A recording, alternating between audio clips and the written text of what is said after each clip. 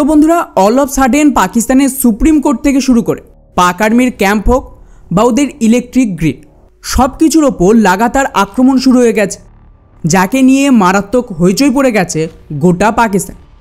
Interesting ব্যাপার হলো পাকিস্তানের সুপ্রিম কোর্টে এই হামলার দরুন যখন গোটা দেশের নজর ওদিকে ছিল, এর মাঝেই পাকিস্তানের অন্যান্য এলাকা পার্টিকুলারলি পাঞ্জাবে কিছু অজানা বন্দুকধারীরা এসে ব্যাক টু ব্যাক ওদের আতঙ্কবাদীদের লিডারদের ঠুকে দেয়, যারা ভারতের বিভিন্ন হামলায় যুক্ত ছিল।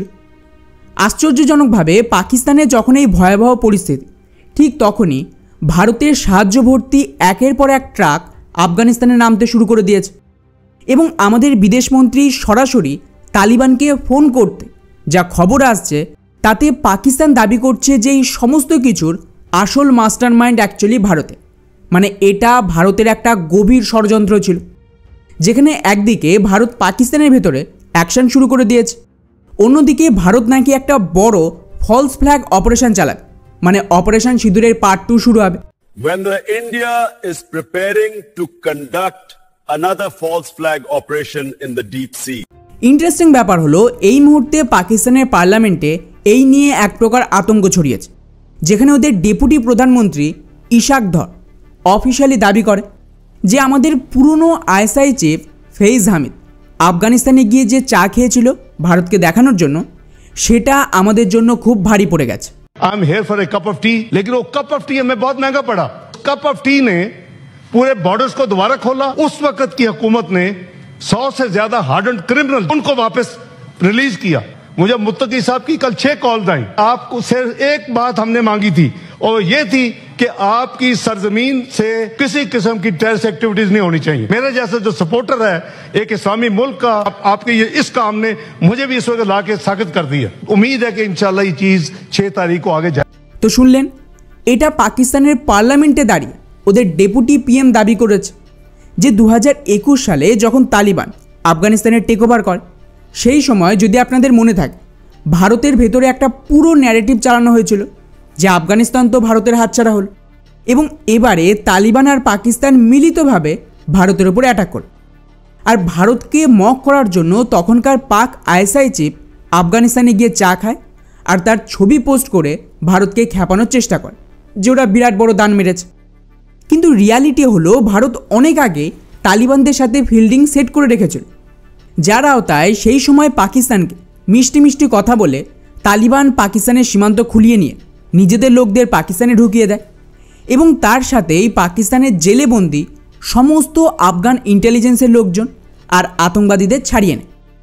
আর একবার এই সমস্ত কাজ হতেই তালিবান আর ভারত নিজেদের আসল গেম দুনিয়ার সামনে আনে। আর এটা খুবই গুরুত্বপূর্ণ স্ট্র্যাটেজি, কেননা এই মুহূর্তে পাকিস্তানের ভেতরে এমন কিছু ঘটছে যাকে ঠেকানো প্রায় অসম্ভব এবং এটাকে কাজে লাগিয়েই ভারতীয় ফোর্স প্রিপারেশান নিচ্ছে একটা বড় ড্রোন হামলা, যেখানে একসাথে কম করেও 1,500 সোয়াম ড্রোনের ঝাঁক পাকিস্তানের ভেতর স্ট্রাইক করতে পারে। আর বন্ধুরা, আমি আপনাদের কয়েকটা ফুটেজও দেখাবো ভারতের সেই সমস্ত মারাত্মক কামিকাজের ড্রোনগুলো, কিন্তু তার আগে পাকিস্তানের ভেতরে ভারত কি গেম খেলেছে সেটা জানা জরুরি। খবর অনুযায়ী গত 3রা নভেম্বর পাকিস্তানের সর্বোচ্চ আদালত, মানে ওদের সুপ্রিম কোর্টের ভেতর আচমকায় ভয়ঙ্কর ব্লাস্ট, যার কিছু ফুটেজও সামনে এসেছে যা এখন আপনারা দেখতে পাচ্ছেন।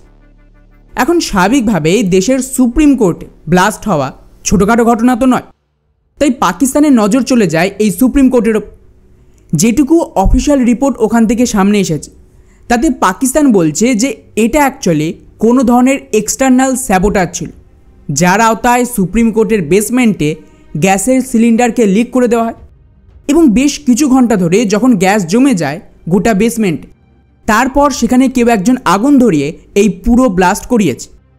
যদিও এই হামলায় পাকিস্তানের দাবি কেউ মারা যায়, কিন্তু ইন্টারেস্টিং ব্যাপার হলো যখন গোটা দেশের নজর মূলত ওদের ইন্টেলিজেন্স এজেন্সি সুপ্রিম কোর্টে ব্যস্ত ছিল, ঠিক তখনই ওদিকে ভারত বিরোধী এক ইসলামিক আতঙ্কবাদীদের অর্গানাইজেশন জামিয়াত উলামায়ে ইসলাম এর একজন গুরুত্বপূর্ণ লিডার হাফিজ মৌলানা আব্দুল সালাম আরিফকে চলন্ত গাড়িতেই গুলি করে মেরে দেওয়া হয়। আপনাদের জানিয়ে রাখি যে এই সংগঠন পাকিস্তানের ভেতর থেকে জিহাদিদের মাদ্রাসায় ট্রেনিং দিয়ে ভারতে হামলার জন্য রেডি করত, আর রিসেন্ট পেহেলগাম অ্যাটাকেও এদের একটা ভূমিকা ছিল। অর্থাৎ পাকিস্তানের সুপ্রিম কোর্টের ব্লাস্টের উদ্দেশ্য ছিল পাক ইন্টেলিজেন্সকে ব্যস্ত রাখা, যাতে এই লিডারকে মারা যায়। মজার ব্যাপার হলো এটা একটা ঘটনা নয়, এর ঠিক দিন দুয়েক আগেও একই রকম একটা ঘটনা ঘটে, যেখানে পাকিস্তানের পাঞ্জাবের ভেতর গত কিছু সময় ধরে লাগাতার শর্ট সার্কিট হতে শুরু করে। ইন্টারেস্টিং ব্যাপার হলো পাকিস্তানে এই ধরনের বিদ্যুৎ যাওয়ার ঘটনা নর্মাল ব্যাপার, তাই কেউ নজর দেয়নি। কিন্তু তারপর একদিন রাতে হঠাৎ করে আবারও লোডশেডিং হতে ওদিকে পাঞ্জাবে হাফিজ সাঈদের ঘনিষ্ঠ শেখ মুজাহিদকে তার বাড়িতে ঢুকে কিছু অজানা বন্দুকধারীরা গুলি করে মেরে দেয়। আর এটা সেই মুহূর্তের কিছু ভিডিও যা পাকিস্তান থেকেই সামনে এসেছে।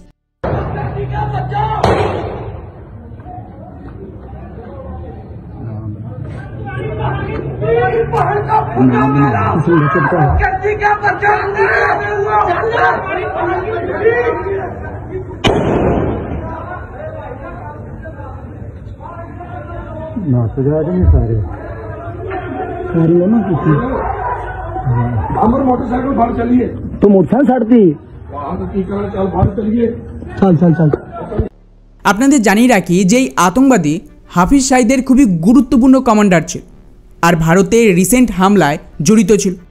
ফলে পরবর্তীতে যখন এর উপরে ইনভেস্টিগেশন করা হয় সেখানে জানা যায় যে পাকিস্তানের পাঞ্জাবে এই যে শর্ট সার্কিট হচ্ছিল বা লোডশেডিং হচ্ছিল এগুলো নর্মাল না, বরং বাইরে থেকে কোনো ধরনের স্যাবোটাজ করা হয়েছে। অর্থাৎ পাকিস্তানের ভেতর লাগাতার অপারেশন মারাত্মক রূপ নিচ্ছে। আর পাকিস্তানের দাবি এইসবের পেছনে কোথাও না কোথাও ভারত তালিবানদের ব্যবহার করছে। এই জন্যই কিন্তু পাকিস্তানের ডেপুটি পিএম পার্লামেন্টে দাঁড়িয়ে ওই বয়ানটা দিয়েছিল যে আফগানিস্তানে আমাদের চা খাওয়ার দাম মারাত্মকভাবে দিতে হচ্ছে। আর এখানেই শেষ নয়, আরও একটা ফুটেজ দেখেন। এটা পাকিস্তানের তালিবান মানে টিটিপি, যেখানে ওরা পাকিস্তান আর্মির কোনো একটা ক্যাম্পে আক্রমণ চালায় এবং ওখান থেকে মারাত্মক পরিমাণে গোলা বারুদ সব ক্যাপচার করে নিয়েছে। ইন্টারেস্টিং ব্যাপার হলো পাকিস্তানের ভেতর যখন এই অবস্থা, ঠিক তখনই ভারত থেকে লাগাতার ফুড আর মেডিসিন ভর্তি ট্রাক এবং বিমান আফগানিস্তানে পৌঁছতে শুরু করে দিয়েছে। এমনকি রিসেন্টলি ভূমিকম্পের জন্য ভারতের বিদেশমন্ত্রী তালিবানদের ফোন করে সব রকম সাহায্যের প্রতিশ্রুতি দিয়েছে এবং ভারত প্রথম দেশ যারা আফগানিস্তানের সাহায্যের জন্য এগিয়ে আসে। অন্যদিকে এই সময় দেখুন কিভাবে পাকিস্তান থেকে জোর করে মেরে মেরে আফগান রিফিউজিদের দেশ থেকে তাড়িয়ে দেওয়া হচ্ছে। ব্যাস, এতেই গোটা আফগানিস্তানে ক্ষোভ আরও বেড়ে গেছে, যেখানে ওরা এই ধরনের পোস্ট করছে যে একদিকে হিন্দুদের দেশ ভারত আফগানিস্তানের জন্য সাহায্য পাঠাচ্ছে, অন্যদিকে মুসলিম দেশ পাকিস্তান অন্য মুসলিম আফগানদের সাথে কী ধরনের ব্যবহার করছে। এর ফলে কিন্তু আফগানিস্তানের সাধারণ মানুষ, তালিবান সকলেই পাকিস্তানের বিরুদ্ধে আরও ক্ষেপে গেছে। আর এটাকে কাজে লাগিয়েই ভারত পাকিস্তানের ভেতর নিজেদের আরও একটা বড় অ্যাটাক লঞ্চ করতে পারে। কেননা যেমনটা আমি শুরু থেকেই বলছি, এবারের অ্যাটাক একতরফা হবে না, বরং এইবার ভারত চারদিক থেকে পাকিস্তানের উপরে অ্যাটাক করবে। এই কারণেই যখন পাকিস্তানের ভেতরে প্রিপারেশান চলছে, আফগানিস্তানেও প্রিপারেশান চলছে, ঠিক তখনই ভারতীয় সেনাও নিজেদের প্রিপারেশান শুরু করে দিয়েছে, যাকে নিয়ে পাকিস্তানের আর্মি দাবি করেছে যে ভারত নাকি খুব বড় লেভেলে আক্রমণ করতে পারে, যার একটা ছোট্ট ফুটেজ দেখেন, যাকে খুব সুন্দর করে কেউ একজন এডিট করে দিয়েছে। When the India is preparing to conduct another false flag operation in the deep sea. এখানে পাক আর্মি যে ফলস ফ্ল্যাগ অপারেশনের কথা বলছে সেটা হলো অপারেশন সিঁদুরের পার্ট 2। পাকিস্তান বুঝে গেছে যে এত যুদ্ধাভ্যাস লোক দেখানো নয়, বরং স্ট্রাইক তো হবে। কিভাবে হবে, কখন হবে, কোথায় হবে সেটা আমরা কেউ জানি, কিন্তু আমার ধারণা এবারে বড় লেভেলের ড্রোন স্ট্রাইক হবে।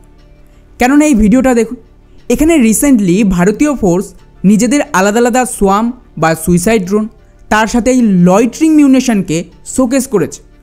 এখানে প্রচুর ধরনের ড্রোন আর লয়ট্রিং মিউনিশন রয়েছে, যার বেশিরভাগই পাবলিকলি কেউ জানতোই না যে ভারতীয় সেনাতে এগুলো সামিল হয়েছে। এবং তার সাথেই খেয়াল করেন ভারতীয় ফোর্স রাজস্থানেও এই ধরনের সোয়াম ড্রোনকে ব্যবহার করে হামলার একটা পুরো অনুশীলনও করে ফেলেছে।